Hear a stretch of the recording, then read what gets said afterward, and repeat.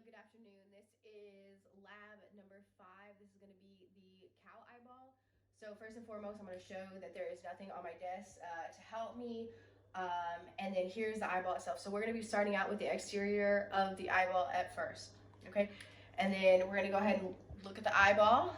So here's the eyeball. So we have all of this is the exterior extrinsic eye muscle.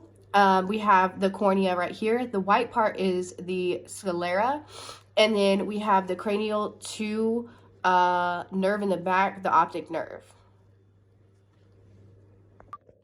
Okay, so we cut open the eye to reveal the anterior chamber of the eye itself. So we have the pupil, which is the hole in the eye, which allows light to go in to the lens, which allows the picture to be sent to the brain. So the iris is the colored part of a human eye. So that can be seen surrounding right here. And then we took a little bit out right here. The lens is going to be this little object right here, which sits right on the pupil to allow light to go in there. The retina is the structure that holds the eyeball together, and the choroid is the black little structure in the back of the eye. All right, so this is Eric. We're going to be testing the eyeball, the pupillary reflex of the eyeball with our pen light.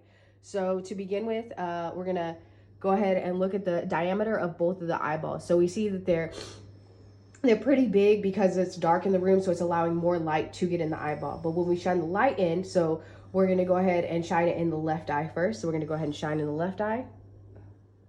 Oh, and we see that the pupil constricts, and then it goes back to its normal size. Okay, and then we're going to go ahead and let his eyes readjust, and then we're going to go ahead and shine it on the right side. So we shined it on the right side, and we see that both pupils constrict and then come to normal size for this light. Okay, so we just completed the pupillary reflex with the pen light, determining what the pupil does in response to light. So when we shone the flashlight into the right pupil constricted in order to restrict the amount of light that the eye received. And because of the pupillary responses, the direct pupillary response as well as the consensual pupillary response, the left pupil also constricted. So in order for your eye to receive the light, it must go through a few structures for it to get to the brain to be processed into an image. So first and foremost, it has to pass through the cornea, and then it passes through the pupil in the center of the iris, and then it passes through the crystalline lens, through the vitreous fluid onto the retina, and then the focal point, which then allows the cranial nerve to process that in the back into the brain. Okay, so the optic nerve serves as the sensor, the ocular motor serves as the effervent, and the smooth muscle of the iris serves as the effector.